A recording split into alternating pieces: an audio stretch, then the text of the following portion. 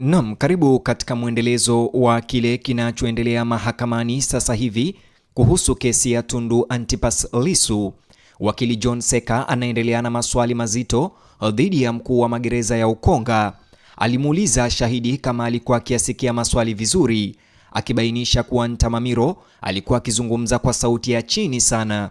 Baada ya shahidi kuthibitisha kuwa alikuwa akimsikia, Seka aliendelea na maswali yake kuhusu mazingira ya eneo ambapo mawakili walikutana na wafungwa ndani ya gereza la Ukonga.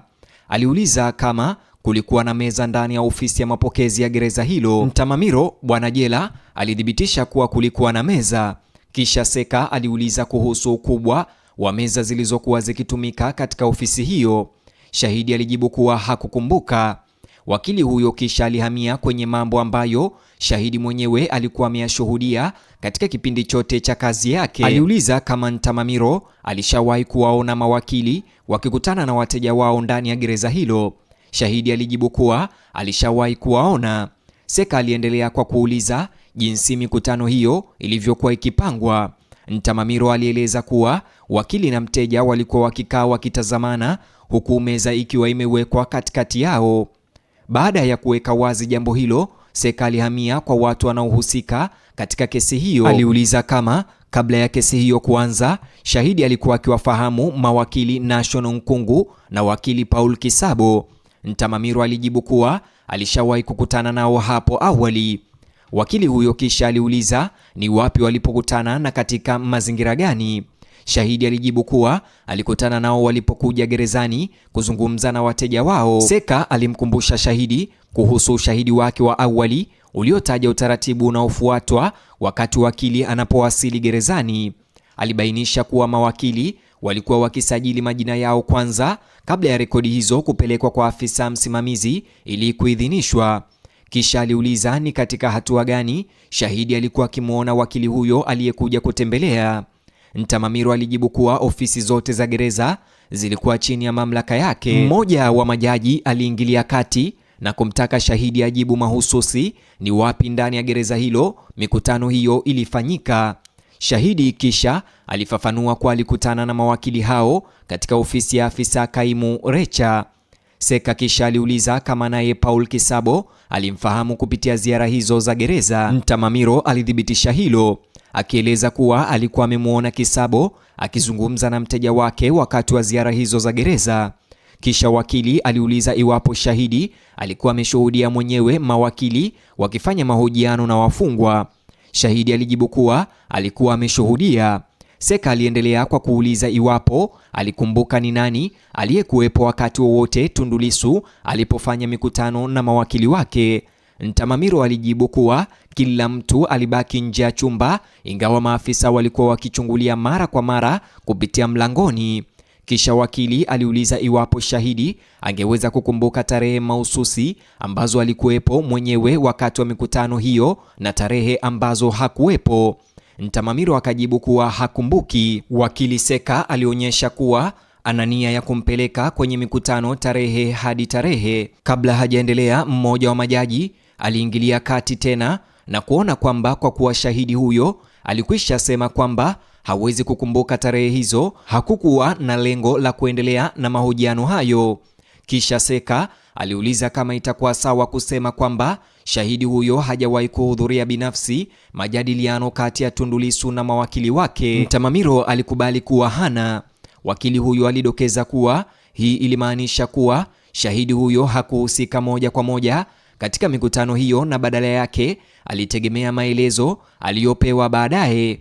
Ntamamiro hakukubaliana na sifa hiyo, akisema haikuwa lazima kupitia maoni rasmi. Seka alisisitiza zaidi, akipendekeza kuwa shahidi huyo alipita tu kwenye mikutano na kutazama kile kinachotokea bila kushiriki. Ntamamiro alijibu kuwa atakagua eneo hilo kama sehemu ya majukumu yake ya kawaida na kisha kuendelea. Wakati huo, mmoja wa majaji aliuliza shahidi ikiwa maafisa kama vile Recha na Mumbi wangekuwa na nafasi nzuri zaidi kuliko yeye kueleza hasa kilichotokea wakati wa mikutano hiyo. Shahidi alikubali kwamba watafanya. Kisha Seka akaomba majina ya maafisa waliohusika. Ntamamiro akajibu kuwa hakumbuki. Kisha wakili huyo akauliza ikiwa maofisa waliopewa jukumu la kusimamia mikutano walifuata maagizo yake kila mara alipowaagiza kufanya hivyo. Ntamamiro alijibu kuwa akiwa ofisa mfawidhi wa gereza la Ukonga si lazima ahitaji taarifa rasmi kutoka kwa watumishi wa chini yake kwa sababu anaweza kupata taarifa kwa njia nyingine. Kisha Seka akapendekeza kuwa shahidi huyo alijua vikao kati ya Lissu na mawakili wake vimeendeshwa ipasavyo kupitia mbinu hizo mbadala. Shahidi alikubali. Wakili huyo aliuliza mara moja ikiwa vyanzo hivyo mbadala vya habari au mbinu vimefichuliwa popote katika hati yake ya kiapo. Ntamamiro alikiri kuwa hawakufanya hivyo. Baada ya hapa, Seka alirejea madai yaliyotolewa na mawakili Paul Kisabo na National Nkungu kwamba maofisa wa magereza watakaa upande wowote wa Tundu Lissu wakati wote wa mashauriano yao. Shahidi huyo alikataa madai hayo akisema si ya kweli. Kisha wakili huyo akauliza iwapo shahidi mwenyewe alikuwepo katika kila mahojiano yaliyofanywa kati ya Tundu Lissu na mawakili wake. Ntamamiro alijibu kuwa alipata taarifa kupitia vyanzo vyake badala ya kuwepo kwenye kila mkutano. Baada ya kumaliza maswali yake, John Seka alieleza benchi kuwa amemaliza kuhojiwa na wakili Edson Kilatu aliinuka kuendelea kumhoji shahidi huyo ambaye ni mkuu wa magereza la Ukonga. Wakili Edson Kilatu alianza kwa kuuliza iwapo kila gari lililoingia gereza la Ukonga liliandikwa katika daftari la usajili lililowekwa kwenye lango kuu. Ntamamiro alithibitisha kuwa hilo ni sahihi. Kisha wakili Kilatu aliuliza iwapo jukumu la kutunza madaftari mbalimbali ya kuingia gerezani ikiwemo yale ya magari, wananchi na mawakili lilikuwa mikononi mwa maofisa wengine badala ya ofisa mkuu anayesimamia gereza. Shahidi alikubali. Baadaye wakili Kilatu alibainisha kuwa hakuna hati ya kiapo iliyowasilishwa mahakamani kutoka kwa yeyote kati ya maofisa waliohusika na kutunza madaftari hayo. Ntamamiro alikiri kuwa hakuna hati yoyote iliyowasilishwa. Kisha wakili aligeukia nyaraka zilizowasilishwa kama vielelezo zilizotambulishwa kama SUPP 1 na SUPP 2 na SUPP 3. Alibainisha kuwa hizo zilikuwa rekodi za ndani za gereza na kwamba hakuna hata moja iliyokuwa na saini za mawakili waliotembelea gereza hilo. Ntamamiro alikubali kuwa zilikuwa rekodi za gereza na hazikuwa na saini za mawakili. Wakili Edson Kilatu aliendelea na maswali yake ya msalaba, yani cross examination, kwa kuzingatia ushahidi wa kimaandishi uliowasilishwa mahakamani na iwapo ulikuwa wa kutosha kuthibitisha ni nani hasa aliyelitembelea gereza la Ukonga. Alidokeza kuwa iwapo mahakama ingepaswa kubaini kama wakili Maduhu alilitembelea gereza la Ukonga, kwa kweli ushahidi wa kuaminika zaidi ungekuwa daftari linalotunzwa kwenye lango kuu ambapo kila mgeni huandika taarifa za kuwasili kwake. Kilatu alimuuliza shahidi iwapo daftari hilo la langoni gerezani ndilo hasa lingekuwa nyaraka inayohitajika kuthibitisha kama mtu aliingia gerezani. Ntamamiro alikubali kuwa ndivyo ilivyo. Kisha wakili aliuliza iwapo aliwasilisha daftari hilo mahakamani. Shahidi alikiri kuwa hakufanya hivyo. Baadaye Kilatu aligeukia suala jingine lililoibuliwa katika hati ya kiapo ya shahidi kuhusu nyaraka za kisheria zilizoingizwa gerezani. Alimkumbusha shahidi kuhusu ushahidi wake kwamba maofisa wa gereza hawakusoma nyaraka zilizopelekwa kwa Tundu Lissu. Ntamamiro alithibitisha kuwa huo ndio msimamo wake. Wakili aliuliza iwapo shahidi aliwasilisha hati zozote za kiapo kutoka kwa maofisa waliosimamia mikutano kati ya Tundu Lissu na mawakili wake kuthibitisha kuwa hawakuwahi kusoma au kuchunguza nyaraka hizo za kisheria wakati wakitekeleza majukumu yao. Ntamamiro, mkuu wa magereza, alijibu kuwa hakuwasilisha hati tofauti za kiapo kutoka kwa maofisa hao, akieleza badala yake kuwa yeye mwenyewe aliapa hati hiyo kwa niaba yao. Kisha Kilatu alihamia kwenye utaratibu unaoongoza ziara za kisheria. Aliuliza iwapo Tundu Lissu alikuwa amewasilisha awali orodha ya mawakili walioidhinishwa kumtembelea gerezani Ukonga. Shahidi alithibitisha kuwa alifanya hivyo. Kisha wakili Edson Kilatu akauliza ikiwa hata hivyo ingewezekana kwa mtu ambaye hakuwa kwenye orodha hiyo kuruhusiwa kuingia gerezani. Ntamamiro alijibu kwamba inawezekana katika mazingira fulani, hasa ikiwa Lissu binafsi aliomba ruhusa kwa mtu huyo kutembelea.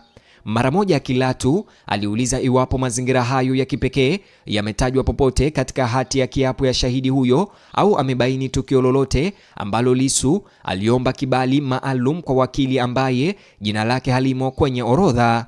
Shahidi huyo alikiri kuwa hakujumuisha maelezo hayo kwenye hati yake ya kiapo.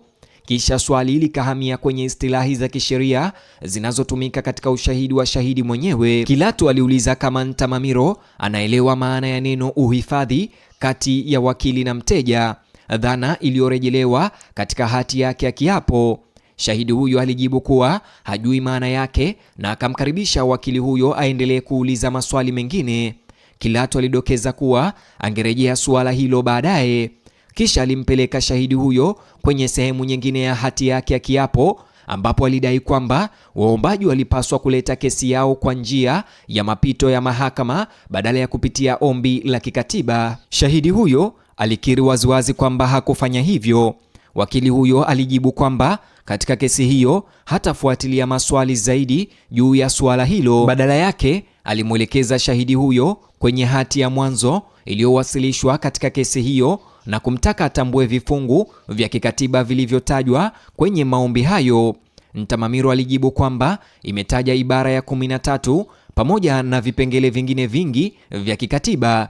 Kisha Kilatu akamtaka shahidi huyo asome kwanza ibara ya 30 faraghani kabla ya kujibu swali jingine. Ilipofikia hapa, mmoja wa majaji hao alitaka kupata ufafanuzi, akiuliza iwapo makala hiyo inapaswa kusomwa kwa sauti au kimya kimya. Kilatu alijibu kuwa anataka shahidi huyo aisome kwa faragha ili aweze kuielewa kabla ya kujibu.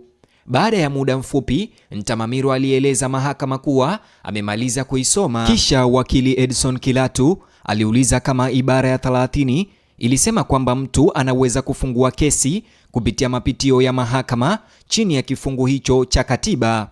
Shahidi akajibu kwamba sivyo. Baadaye wakili huyo alimwelekeza shahidi huyo kwenye aya ya 4 ya hati yake ya kiapo ambapo alisema awali wakili Paul Kisabo alinyimwa ruhusa kwa sababu yeye si mmoja wa mawakili wa Tundu Lissu. Ntamamiro alijibu kuwa Lissu baadaye aliwasilisha ombi maalum kuhusu Kisabo. Mara moja Kilatu alimtaka shahidi huyo kubainisha aya ya hati yake ya kiapo ambapo ombi hilo maalum linalodaiwa kuwa limetajwa. Shahidi huyo alikiri kwamba hakuna aya kama hiyo. Kisha wakili akageukia Shahidi huyo alikiri kwamba hakuna aya kama hiyo. Kisha wakili akageukia utaratibu halisi wa uandikishaji katika gereza la Ukonga. Aliuliza ikiwa sheria inataka jina la wakili kuonekana kwenye orodha iliyoandaliwa na mfungwa kabla wakili huyo kuingizwa gerezani. Ntamamiro, mkuu wa gereza, alijibu kuwa kiutendaji utaratibu ulikuwa ni kuhakiki kitambulisho cha wakili kisha kuruhusu kuingia. Kisha wakili Kilatu alirejea hati ya kiapo ya shahidi huyo na kubainisha kuwa katika kumjibu mmoja wa waombaji Maduhu, shahidi huyo alidai kuwa hakuna uthibitisho wa kuwa na dhamana kisheria.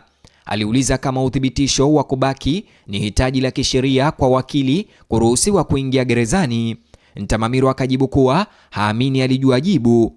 Baada ya kufikia mwisho wa maswali yake, wakili Edson Kilatu alieleza benchi kuwa amemaliza kuhojiwa. Baadaye hakimu mfawidhi alitangaza kuwa mahakama hiyo itaahirishwa kwa mapumziko ya dakika 30 kabla ya kesi hiyo kuendelea na hatua inayofuata ya usikilizwaji. Sasa baada ya mapumziko ya dakika 30, shughuli za mahakama ziliendelea tena, huku wakili Emmanuel Ukashu akiwakilisha waombaji akiendelea na maswali ya cross examination kwa afisa mkuu wa gereza la Ukonga Bwana Jela Ntamamiro. Wakili Ukashu alianza kwa kumuuliza shahidi kama alifahamu kuhusu TLS.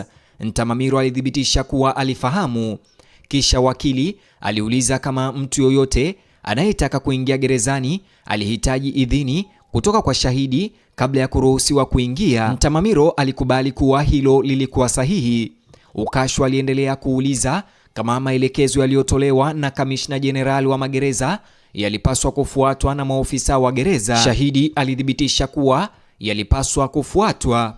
Alipoulizwa maana ya maelekezo kutoka juu, Ntamamiro alieleza kuwa yalirejelea maelekezo ya kiutendaji ambayo maofisa walitakiwa kuyatekeleza. Wakili kisha aliuliza kama kushindwa kufuata maelekezo hayo kungeweza kusababisha kufukuzwa kazi. Ntamamiro alijibu kuwa hilo lingetegemea sheria. Wakili Ukashu aliendelea kwa kuuliza mkuu wa magereza kama afisa angeweza kupinga au kuhoji amri ya mkubwa wake. Ntamamiro alijibu kuwa hangeweza. Kisha wakili alimtaka shahidi kusoma taarifa kutoka kwenye daftari la wageni wa gereza lililotambuliwa kama SUPP4 la tarehe 12 Machi mwaka 2026 katika ingizo namba 8. Akiwa anasoma taarifa hiyo, Ntamamiro alisema kuwa Huruma Tehejas alikuwa amemtembelea mfungwa kuhusiana na suala la kisheria, lakini sehemu ya maoni haikuwa imejazwa na hakukuwa na saini. Wakili Ukashu alihoji wakili huyo alienda wapi baada ya kuingia gerezani, ikizingatiwa kuwa hakukuwa na saini wala maelezo yoyote yaliyoandikwa kwenye nyaraka hiyo. Ntamamiro alijibu kuwa alisahau kujaza maelezo hayo na aliamini kuwa ziara hiyo haikuwa imekataliwa. Majibu hayo yaliibua vicheko kutoka kwa watu waliokuwepo mahakamani. Kisha Ukashu alihoji kwa nini shahidi asichukuliwe hatua za kinidhamu za kisheria kwa uzembe huo kazini, akisema haikuwa wazi mgeni huyo alikuja kufanya nini ndani ya gereza. Ntamamiro alijibu kuwa kama kuna mtu mwenye mamlaka ya kumfukuza kazi angeweza kufanya hivyo, akisisitiza kuwa alisahau tu kukamilisha rekodi hizo. Wakili kisha aliuliza kama shahidi alielewa kuwa taaluma ya kisheria ina viwango vyake vya kimaadili. Ntamamiro alijibu kuwa kila taaluma ina maadili yake yenyewe. Ukashu alieleza kuwa mahakama ilikuwa tayari imebaini masuala yanayohusu taratibu za magereza, ikiwa ni pamoja na nyaraka zisizokamilika na kutokuwa na uhakika kuhusu mahali ambapo wageni walikwenda baada ya kuingia katika eneo hilo. Kisha aliuliza kuhusu wajibu wa kimaadili wa mawakili. Ntamamiro alijibu kuwa hakujua kwa sababu yeye si wakili. Wakili huyo kisha aliuliza iwapo shahidi alizifahamu kanuni za Mandela. Ntamamiro alijibu ndio. Ukashu alimtaka asome kipengele husika na shahidi alieleza kuwa wafungwa wanapaswa kuruhusiwa kuwasiliana na mawakili wao bila vikwazo. Mwanasheria aliuliza kama kanuni hiyo ilikuwa imetekelezwa. Ntamamiro alijibu kwamba kanuni hiyo pia inahitaji kufuata sheria za nyumbani na kanuni za magereza. Kisha wakili Ukashu alimtaka shahidi huyo kubainisha ni sheria gani ya ndani inayokinzana na kanuni ya Mandela. Ntamamiro akajibu kuwa hakuna sheria hiyo. Baada ya hapo, wakili Ukashu alielezea mahakama kuwa amemaliza kuhoji na kuomba wakili Neema Saruni aendelee. Wakili Neema Saruni alisimama mara moja na kuanza kumhoji shahidi huyo mkuu wa magereza la Ukonga. Aliuliza ikiwa ilikuwa sahihi kwamba mtu anayemtembelea mfungwa alitakiwa kuwa na sababu nzuri ya kumtembelea. Ntamamiro alikubali, akisema hili ni lazima kisheria. Kisha wakili Saruni alirejelea ushuhuda wa awali wa shahidi kwamba mhojiwa wa 4 alikuwa na orodha yake ya wageni walioidhinishwa. Aliuliza ikiwa wakati jina la mgeni halikuwa kwenye orodha hiyo, mtu huyo alifukuzwa.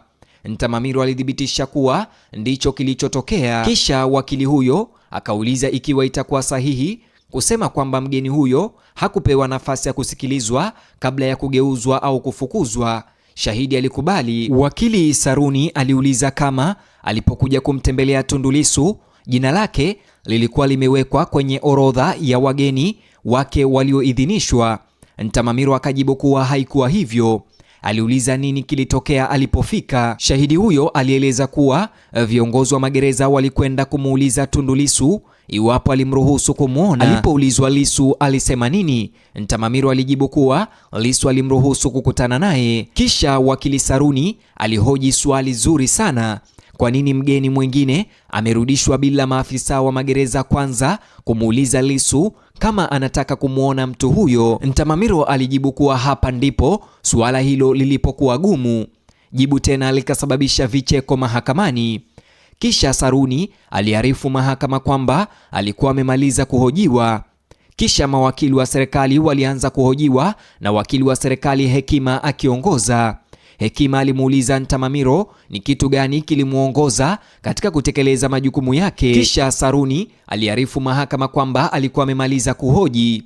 Kisha mawakili wa serikali walianza kuhoji na wakili wa serikali Hekima akiongoza.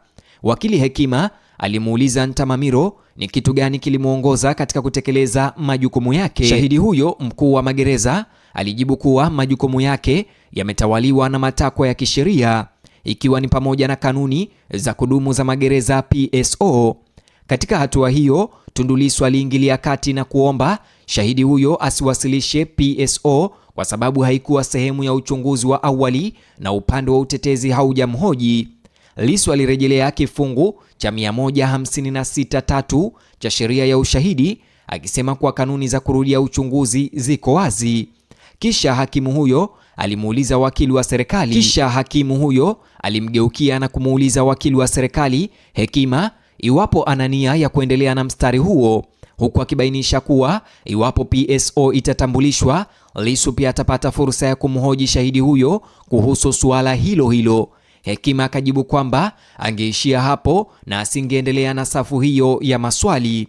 Majibu hayo kwa mara nyingine yakasababisha vicheko vikubwa mahakamani. Mtazamaji, nachukua mapumziko ya muda mfupi, alafu nitarudi na video nyingine na tutaendelea hapa tulipokomea, na katika sehemu nyingine itakayofuata katika video yetu inayofuata tutajua kikao cha leo majaji wameamua nini na vile kesi hii imeisha vipi. Lakini sasa hivi na kuomba tu like video hii, subscribe, alafu nijuze maoni yako upande wa comment.